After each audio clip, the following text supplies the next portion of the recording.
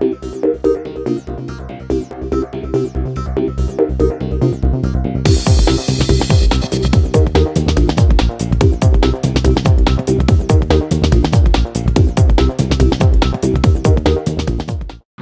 guys, welcome to Repair University for May, and we are so excited that we've got the final episode of our series on human resources for collision repairs. And this month we're going to talk about the number one topic that you all wanted to know and the hardest to do.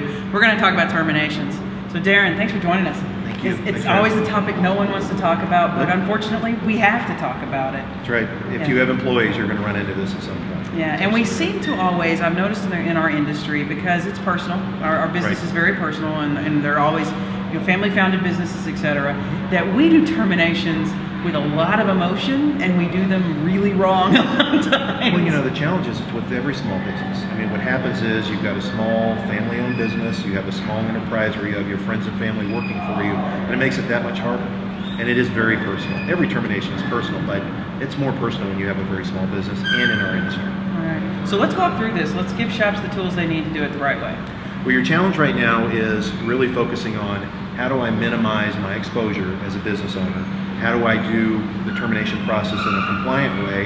How do I avoid wrongful termination challenges? And really, how do I manage the business internally? It's about risk management. It's about putting your business in a defensible position. So that's where we are. So when you go through the process of legal considerations, part of the challenges really are employment at will. Everyone knows the phrase employment at will. In fact, our employers use that phrase a lot. Right. And what it essentially means is you can be fired for any reason or no reason within legal boundaries and in a non-retaliatory fashion. That's what that means. But the challenge is our employers today think that employment at will means I can let you go regardless.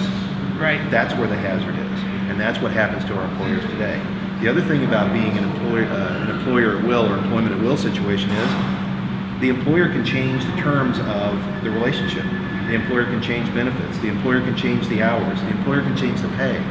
That is also part of being employment at will. So a nuance in there that you have to think about before you terminate your employees is what status that they have. One of the other challenges that's interesting right now in terms of employment at will are if you have an employee that has an employment letter or a service agreement or something that looks like it's a little bit different than this relationship, it may truly be not at will. It may be a contract for employment, and that changes the game for you as an employer. So one of the first steps, I guess, for a shop, for what you're saying, is to kind of look at this when they're thinking about a termination, really look at the situation they have with that employee.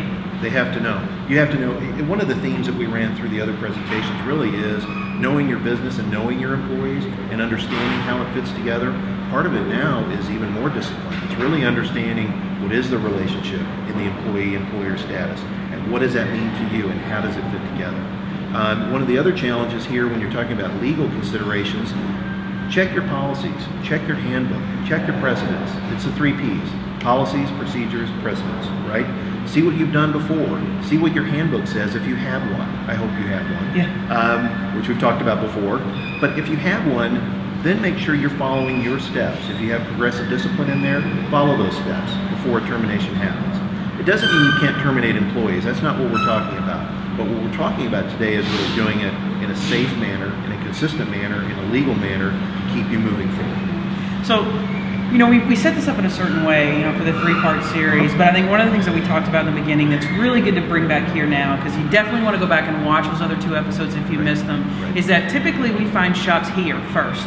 Right. Where they've missed 1 and 2, and now I'm here first at terminations, and now I'm wondering about policies and procedures, and did I have employee job descriptions, and did I have all of that? Absolutely. Yeah, I think what you find out, to your point, it's all reactive. And the opportunity for us really to do this presentation and to fit this together is to talk about proactive. Right. We're talking about developing things before you need them.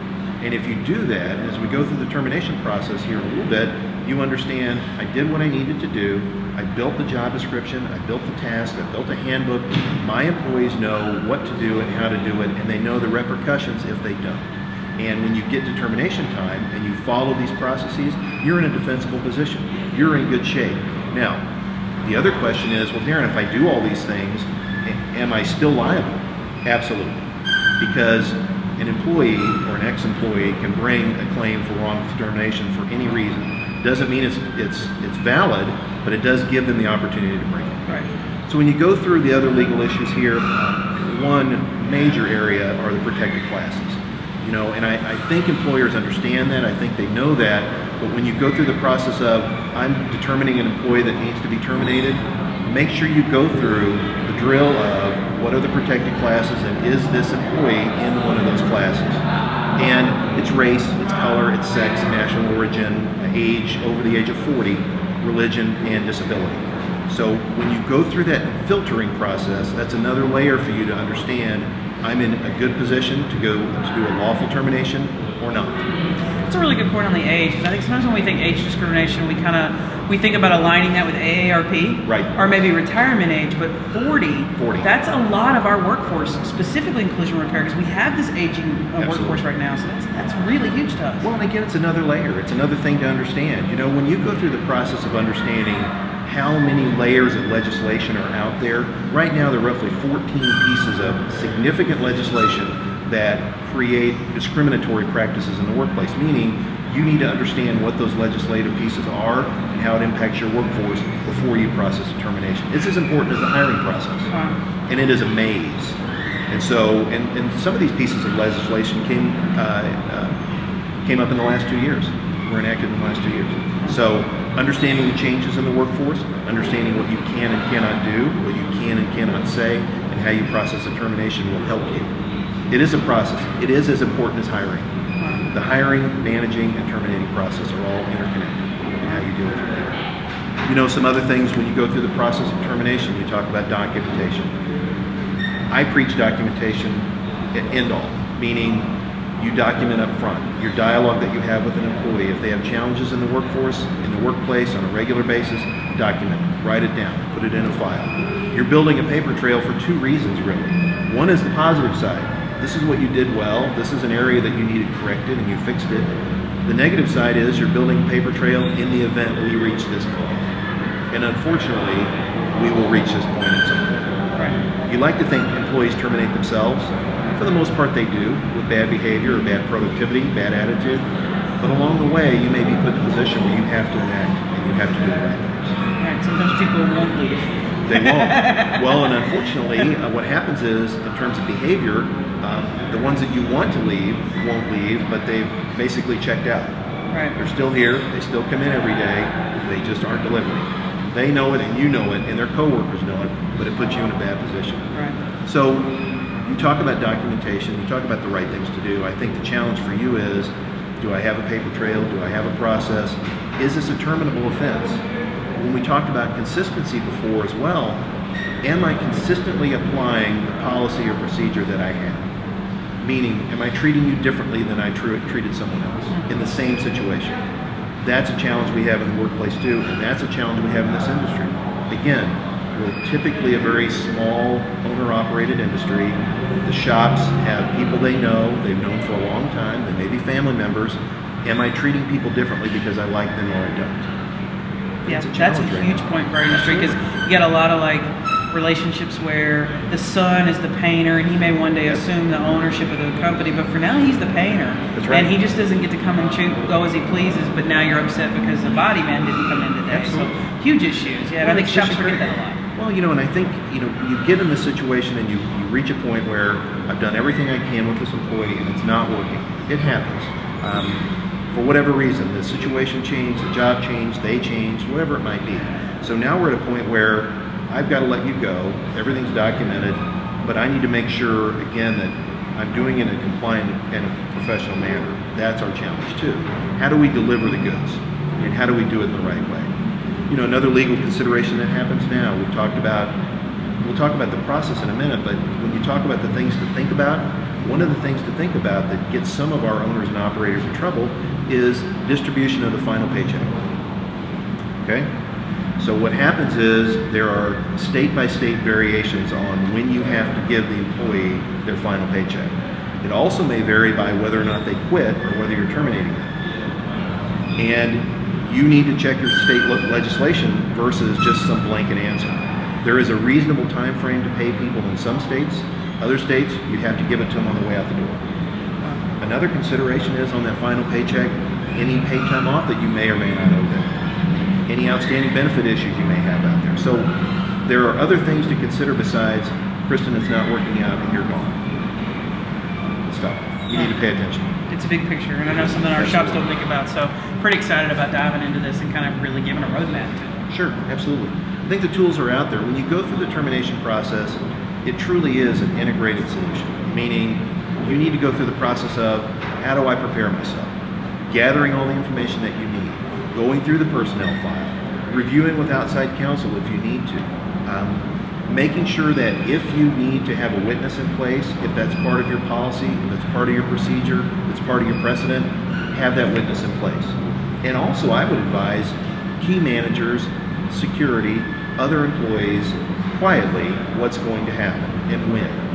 And I think because, you know, our challenges now, unfortunately, you don't know how this person's going to take the news. And if they don't take it well, you need to be prepared.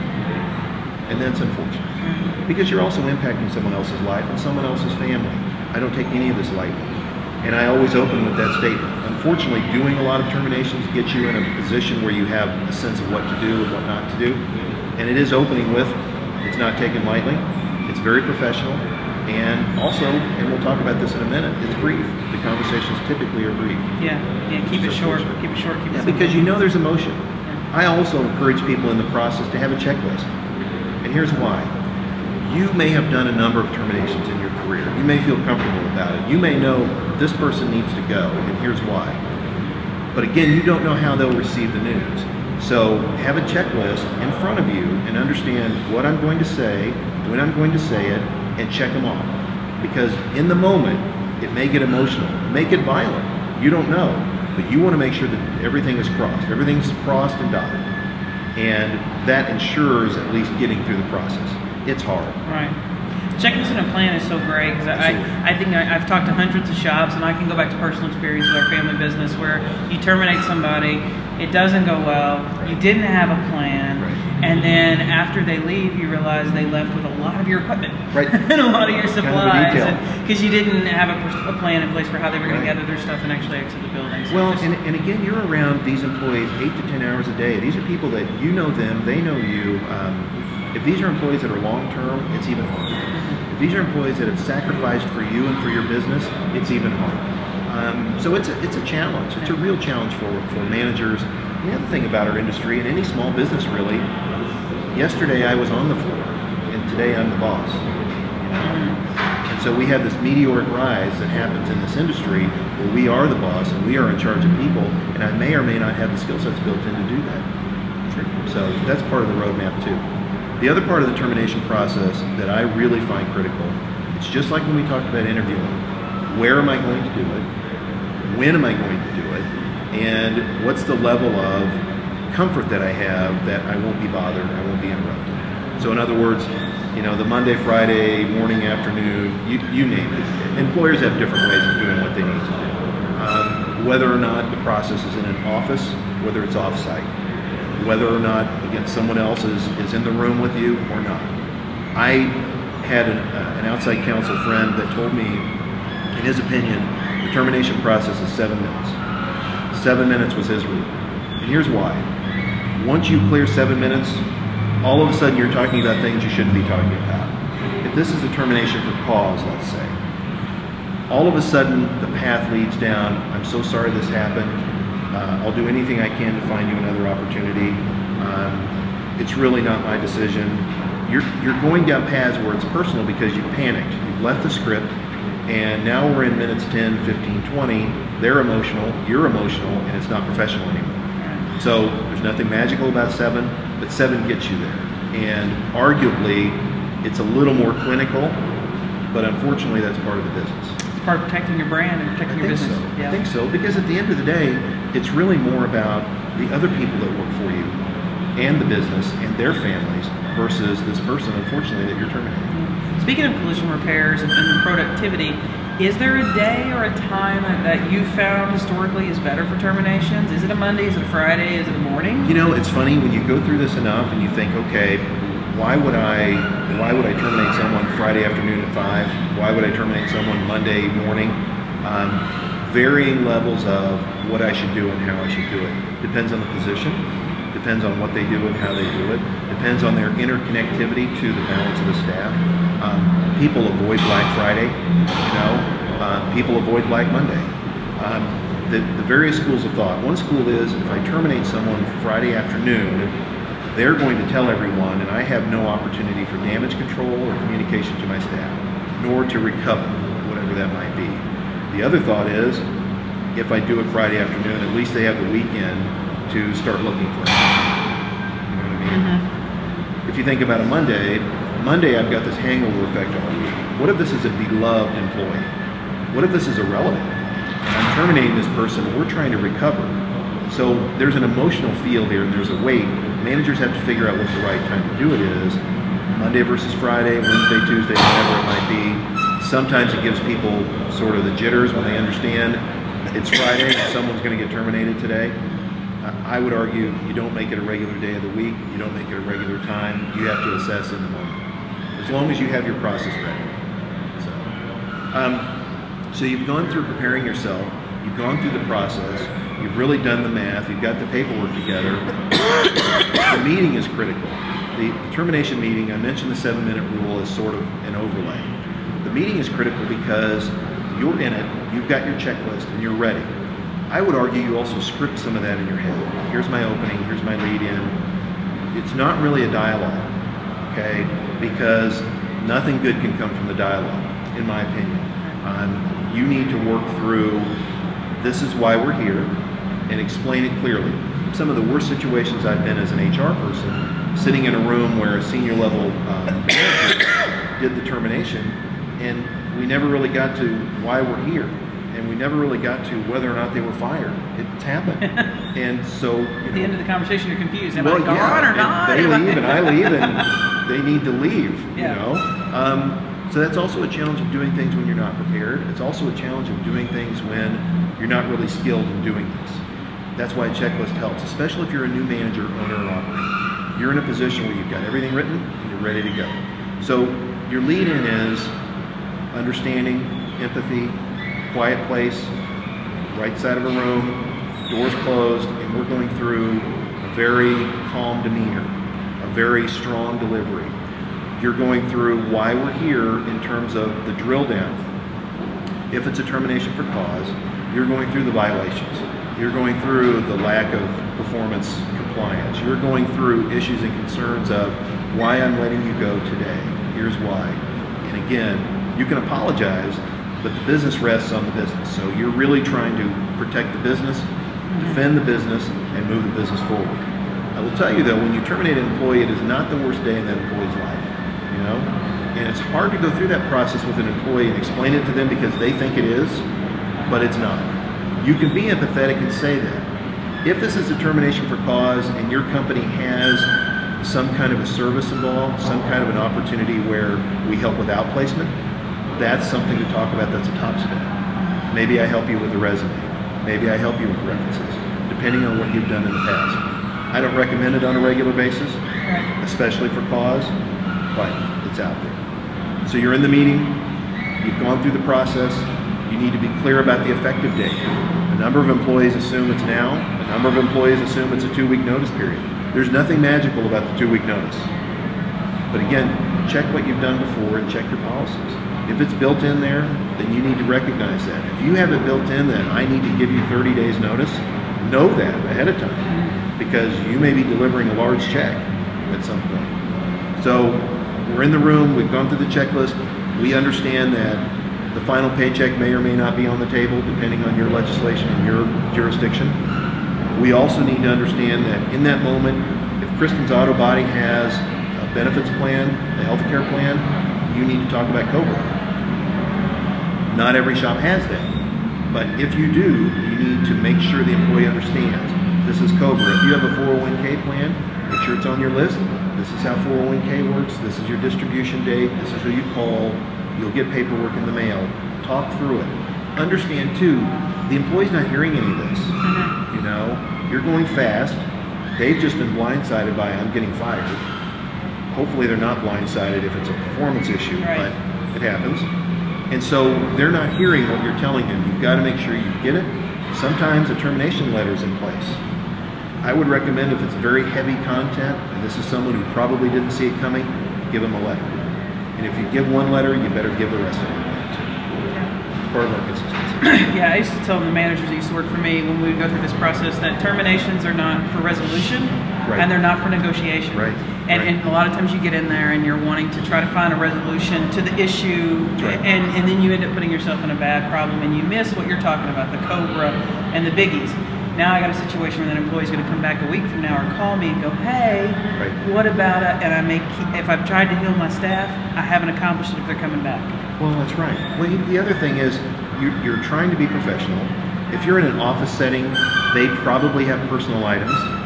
So having the box, the beloved box ready, the walk of shame, unfortunately, and not to make light of it, but it's true. And you're in this moment where other people care about this employee, probably. You want to make it as painless as possible, you want to make it as professional as possible, and you want to make sure you're consistent in what you do and how you do it. The other challenge, and again why I keep going back to the list, is you're at that moment where maybe we need to sign documents, make sure the signatures happen. Maybe we're at that moment where they have company keys, they have access badges, they have access codes to the computer, to the systems. Think about what they have that you need. The other thing that's happening now really is, what if this is an employee who had expense accounts? Any outstanding monies, outstanding credit cards. With the world that we live in now, in the virtual world, you've got employees that have access all over the place you may not even know about. And that's a challenge too. So when I talked about advising key people before you walk into the meeting, if you have an IT person, make sure they know it. If you have locks that need to be changed, make sure it's teed up and ready to go. If you feel like you need the sheriff, make sure they're ready. All of these things sound a little absurd until you're in that moment. Been there, yeah. Yeah, absolutely. And you don't know. And you don't know. You're not really sure. The last piece when you're in the meeting is really understanding that this is a person that has ongoing assignments, ongoing vendors, ongoing customer issues, especially in the shop. They may have an ongoing customer issue that you need to know about and you don't. You may be able to ask, and you may get the answer. They're stunned, they're in a bad position, they may be upset, so your challenge really is figuring out, how do I get the most out of this situation and continue to move the business forward? It really varies, and your results do vary. Yeah. Do you find that for like terminating an estimator, so it's one thing when I'm terminating a technician or somebody in the back that's not customer facing, but if I've got to terminate an estimator, is there a better way to control maybe what's pending, their relationships with clients, because you don't want them calling and saying, I'm not here anymore, somebody else is going to have to handle your repair? Well, you've shut off their access, so they're not accessing email, they're not accessing, if they have a cell phone or whatever it might be. You need to prepare yourself if you have someone shadowing them. If you have two estimators, hopefully. If you don't, it's very hard to really catch up quickly. That also would dictate, we talked about when to do this, Monday, Friday, end of month, end of quarter.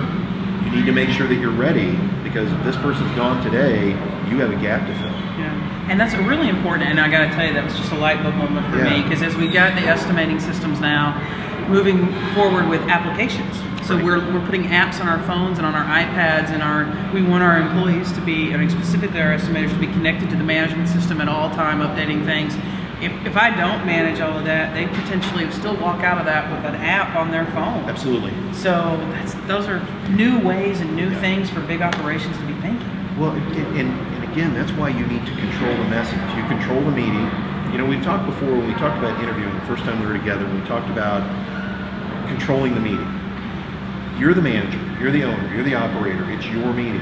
And it's real easy for emotion to come into play, and all of a sudden it's not my meeting anymore. This person's upset with me, this person's upset with the company, this person's upset, period. Again, unfortunately, I've been in a position where I have terminated a lot of people at various places for various reasons, and we still talk. Because at the end of the day, it is a company setting, it's a company situation, and for whatever reason, this didn't work. So that's your challenge. You're in the moment, you've done your prep work, you've checked your files, you've checked outside resources, you're in the meeting, in the moment, and you're calm. Your demeanor's calm. It's always straightforward, it's always straight ahead, and you get to the end. The challenging part is really when it's over. Because now you're at that moment where I do have that walk, and I do need to figure out, you need to get your things. I need to make sure you're not cleaning off things that I own. I need to make sure that you're not in the system doing damage to the system, to the company. And I need to make sure that you understand this is an opportunity. You need to make sure you make the most of it, and you need to make sure that they exit the building. So that's your challenge. So, but it's not done, because you've gone through the exercise. There's a post-game. After this happens, there's post-game activities. There's things that happen after the termination that you need to manage. Part of the management is, again, ensuring that you're prepared, ensuring that security is involved, ensuring that access is changed and modified, and then you need to communicate. And that's really the hardest thing for our managers. Yeah, taking it back out there and saying what just happened to the ones that are staying, and convincing them that it's all okay. And am I next? Right. Because you know the panic that happens if we're in a workforce where again everyone knows each other. You don't know, am I next? I do the same thing they do, and I've done the same thing they do, and they're gone, and I'm not. Just making sure they understand. I've generally found that, you know, we all have those layoffs that nobody sees coming for economy reasons. And those are the toughest, because those are the ones that there really isn't a cause other than the economy's bad. But I've generally found that when I've let somebody go for cause, performance issues, etc., that everyone knew it was coming. Yep. And in a way, there's a relief. You've freed them, and they don't feel like they're carrying anybody's weight anymore. Yeah. They love that person, they care about them and their future and their family, etc. But professionally, they're okay with it. Well, and they also understand that you're running the business. Yeah. You know, I think one of our worst sins as owners and operators would be to ignore it. You know, because people understand in this day and age when the economy, you know, contracts a little, and you see things happening in your business, and you understand we're slow now, but we still have all these people standing around. Yeah. Or we have people that aren't doing what they're supposed to do to pull their weight. Yeah. You know, especially as interconnected as our shops are. Everyone relies on everyone else to do their job. And if someone misses, you're costing me money as well as the company. Right. So that's part of your challenge. So you've done it, you've gone through it, your communication plan. The employee that you just terminated may ask you, what are you going to say? What are you going to tell the other staff about me? And you need to have an answer. Part of the answer may be I don't discuss other employees, you know, what happens with the termination. It may be that part of your policy. The employees, as you said, may know it anyway. Mm-hmm. They may know the whys, or they may assume it, and that's fine. Mm-hmm. I would argue you need to make sure the employees know Bob's not here anymore. Someone will be taking his place, and this is what it is, or someone will be picking up the weight, and this is the level of responsibility. It's effective immediately. We're sorry for him and his family. Again, we don't take this lightly, and give the business case as to why we did what we did. Right, and that's really critical, and I've seen this go wrong too many times. Yep. I think it's a misstep where we want to say it's done and they're gone, thank you, bye-bye. Right. But we know that that employee is going to communicate with the others. Absolutely. And then sometimes I find our shop owners or managers getting drawn into the he said comments. Absolutely. Where, you know, well, I talked to Bob the other day and he said you let him go for this. No, that's not why I let him go. I let him go for this. Right. And then, or there's maybe that one trusted person. Like you said, a lot of our shop managers started on the floor, get promoted to management, and there's probably somebody still on that floor that they're very close friends with. And now they go out on Friday night to go have a beer and a burger, and he's like, man, that was horrible. I had to let Steve go, and I had to. Now suddenly, Bob's back on the floor Monday morning talking about what you just talked about on Friday night with them. And so that formalized communication process, and then holding firm to that, no matter what somebody comes and tells you and says, well, I heard it was this. Right. Formalized communication process, and you may want to defend yourself, because we all want to defend ourselves. Absolutely. But that defending will get you in trouble. But see, that's why you have to, and it's easier said than done, but you have to separate yourself from the manager, owner, operator, and the business. Because it is a business. I know it's my business, but it is the business. And the business has a number of people in it and a number of families impacted by whether or not we succeed. Right. And so that's why the answer has to be vanilla. The answer has to be I don't discuss employee terminations with other staff. Yeah. No, one thing popped up in my mind, you may get to it later, but we live in an electronic age, of electronic communications. And so specifically for me, for terminating adjusters, which unfortunately we had to do a lot of, who owns the emails? So I would always have, I would go into the meeting, I'd get with my IT, we'd shut down claim access, draft access, email access. We'd shut it all down before the meeting started. They kind of didn't know. And then they'd come out and they didn't have access. And everybody wants their email. I just want to get in my account one last time. We've all probably in our career gotten an email from somebody that says, I just got let go, mass distribution or whatever. That's right.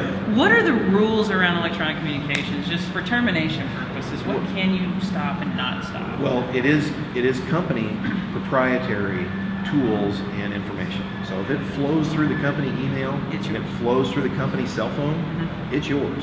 So I would argue you do turn it off. So here's a horror story for you. But sending the mass message out is one, right? Advising all of the vendors and customers out there is another. But the horror story is this one, and it happened to me. Employee wanted to pull their contacts. That's all they wanted to do. Can I just go in, can I pull my contacts, and then I'll leave? And so manager said, yes, sure, no problem. We've known each other a long time, we trust each other. Why would you ever do anything to her? Like erasing the entire operating system, which they did. Wow. Took 8 minutes, and then they left. So the laptop is now a paperweight, and you let them do it. So your challenge is, I would err on the side of complete extreme caution. You don't know what they're going to do, therefore they have no access to do anything. The other challenge is, again, we talk about the box, it's having things ready. It's making sure that maybe the balance of the staff that sits around this person aren't there. Make it as easy and painless as possible. I do have some managers who want to meet the employee after hours, or maybe a Saturday morning. Depending on the employee, depending on the situation, I've certainly done that myself because it's easier for the employee, but I think you need to make sure, again, for the security risks. There's one area that we really don't obviously address as much as we should as employers, and it is a workplace violence policy and a security policy, and understanding that given the gravity of what you just did by terminating this person, you don't know the impact that will float backwards. You don't know if they'll show up armed. You don't know if they'll show up, under the influence. You don't know. You don't know if family members will show up, because I've certainly had that happen. Yeah. The upset spouse. Or parent. I mean, I've terminated some adjusters, and then their mother's in my office in 10 minutes. Yeah. So. How could you do this? Right. How will the business revolve without this person? So that's a challenge we have, but being prepared and having a plan ahead of time helps you get through a very awful situation. It's very hard.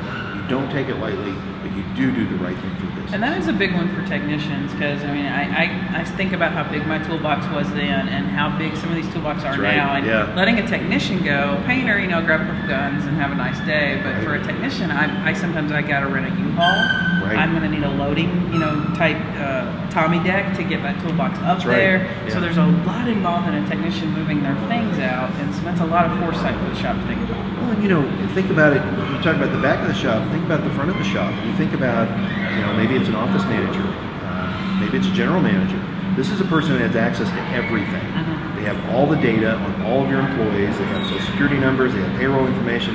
They have everything. Yeah. And so your challenge is, again, managing that and doing damage control ahead of time. It's a very proactive approach. You have to. Now, what if you're going through the process of this person did one of the 15 things that get them fired immediately? Different story.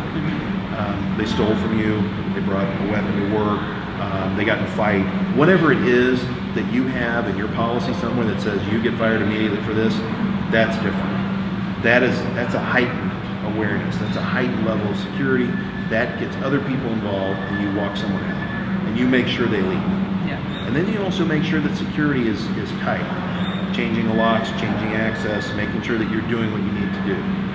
I would also argue that after this is over and you've gone through the process and the employee is left, review what you did.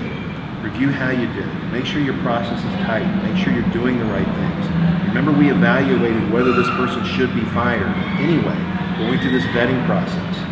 It sounds like this is a long and labor-intensive process, and in some cases it is, but you're money ahead if you do it right. You really are.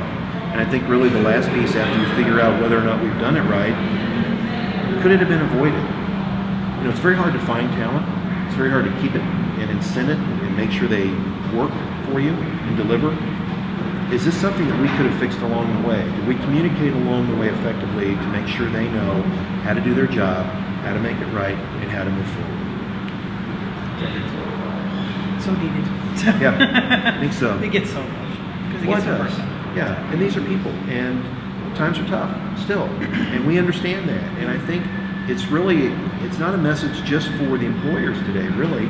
It's a message for the employees to understand, I need to do what's expected of me. I need to deliver. I need to do it on a regular basis. And if it's not working, I need to communicate. Yeah, I think the best piece of advice I ever got from a manager when I first got my first management role and got into this very first situation for the very first time, and I'm panicking, was, she just told me, she goes, Kristen, don't focus on who you're letting go, focus on who you're saving. That's absolutely right. And then that great perspective advice. was like, you're right. I shouldn't be focusing on this person that's caused the grief or the problem or whatever. I need to focus on the team that's left behind that I'm saving. So. Well, and we talked a little bit about risk management and the personnel side, and that's what we're doing. It's putting the owner and operator in a defensible position, doing the right things for the business, and making sure that going forward, it continues to roll. Right. You've built a strong machine. You have a business that's been here a long time. You want it to be here even longer. You want to make sure that it's sustainable. You want to make sure that the staff understands this is what we do and how we do it. I've told you before, when we start hiring people and I look for that attitude, attendance, and productivity, that's what we look for. That's what I look for on the workplace, and that's what I look for in managers in terms of managing the business. Understand your employees, understand the process, and use the process. Now, should a termination, when we talk about, so we've talked about how we want the shops, really, we've done step 1, 2, and 3. We've put this presentation together the right way, but we know a lot of shops start right here, right now, and then now we're going to go back and backfill what they need to do. I got to a termination, I realized I didn't have all my ducks where they should have been. Right. Here's what I'm going to do. Should a formalized termination type process or termination language be part of an employee handbook? Yes, and here's why. You have consistency built into your process. You have an understanding by all the management group how it works, how it should work, how it should flow. Employees understand it because they see how it happens, and then they have a better understanding, and you have documented along the way. Here's what we do. Here are the rules of the road, right? Here's what we do. Here's how you get hired. Here's how you get managed. There are discipline steps in place. If these things happen, you could be disciplined up to and including termination. That's the process, and if it's built in, you're way ahead. It's already in place for you. If that day comes, you're ready. Awesome. And unfortunately, it will. It always will. I think you so. can't own and operate a business, period, and not have to get to eventually to that point for termination. Your challenge as a manager too is really going backwards a little bit. Remember we talked about effective interviewing, and everyone likes to think that they went through the process and they found the best employee, and they may have, but things change, employees change, and so resumes aren't truthful. Absolutely. Well, or they peaked in the interview. It happens. It's the best day they had in the interview. Yeah. But you've made the play, you've made the investment, you made the hire, and it didn't work for whatever reason. I've had managers be reluctant to terminate someone because they take it so personally, because it's a reflection on them. Not necessarily. Yeah. Again, it's not about you. It's about the business. Right. So I run into that a lot, where a lot of managers under me couldn't let go. Absolutely. Because it was their pick. And especially when it was a situation where, maybe there's a lot of times where you have those tri-level interviews. Right. And, so they go through the hiring manager and then they get to upper level management, and we go, I don't think that's the person. Yeah. And you plead your case for That's why right. that's the person to bring them on, and we go, okay, you it's your lose. responsibility. That's exactly right. And then And remember when. Yeah, you don't want to come back and go, gosh, you were right, I shouldn't have hired them. So. Well, kind of another phenomenon in our industry right now, and really other small businesses, succession planning. So something happens along the way, and new owner steps in and inherits the staff, inherits friends, inherits relatives, inherits people that really haven't been managed before. And the employee knows it, and the manager knows it. That's a new challenge. Again, just a reflection or just an example of thinking about having a process in place which takes the successor out of the equation. It doesn't matter that they're new to the job, they're new to ownership. It does matter that we have something in place that the employee signed off on. Right. That's a great point, because I don't think I've met a shop owner ever in my life that doesn't say his business isn't for sale. Exactly. You ask everybody's shop, it's for sale for the right price. But if you don't have your business in the state where someone would want to buy it, if you don't have those ducks in the row to make a purchase decision a viable one for somebody, Absolutely. then you may never get to sell that business that you tell us all that you'd love to give away. Well, it's even deeper than that. It's a trailing liability too. We talked earlier about the status of an employee, whether or not they have an employment agreement, whether or not they're really at will or not. If they're not, and they have an agreement of some kind, and they have built-in paid time off or vacation that they take with them, that's a trailing liability for any owner-operator trying to sell their business. Wow. That's in the book somewhere, or it better be. Yeah. So, lots of things to think about. Any other tips for shops that they should be thinking about for this process? I think the easiest thing is to really think about who you have on your staff, what they do, how they do it. Do I have the process ready? Do I have it working, and am I consistent? I think your challenge is really, how do I do what I do to protect the business, the assets, and all the people in it, in the moment? Be professional, be calm, show empathy, make sure you get it done, and get it done right. It's so critical. I know for a lot of you out there, whether you're a single store, maybe you just have 2 or 3, having a full-time human resources person in your facility sometimes just doesn't make a lot of sense for you financially, but it's always good that at least sometimes you visit with some human resources consultants, specifically people like Daren that have the experience in our industry, the nuances, the things that are special to us, the things that we think are special just because they're passionate to us, and make sure that your business is set and ready to go. Now, we're going to put together a little termination checklist that I like to call it. It's a lot of the things that you don't think about: security, cell phones, IT, just some things that you want to just start thinking about. If I had to let go an employee today, would I have all that information available? Do I know where to go? Do I know how to start the process? At the bottom of that checklist, you're going to find Daren's information if you want to visit with him. I also strongly encourage you go back and watch the 2 previous episodes of this, as our Repair University delved into the management and human resources functions of a shop. And if you'll get on the website and go to the Repair University tab and send us a note, we'll be happy to get that checklist out there for you. It's also going to be downloadable. You'll be able to see that, get a couple copies of it. You may want to download multiple copies and use it and tweak it as you move forward. So, Daren, I appreciate your time. Thank you very much. I know that throughout the rest of this year and moving into next, we're going to have some more human resources issues come up, so that we'll be kind of constantly bringing that back. And again, if there's any resources or information that we haven't covered, any classes that you would like us to cover for you, we are happy to do that. Just let us know. Thanks for watching Repair University.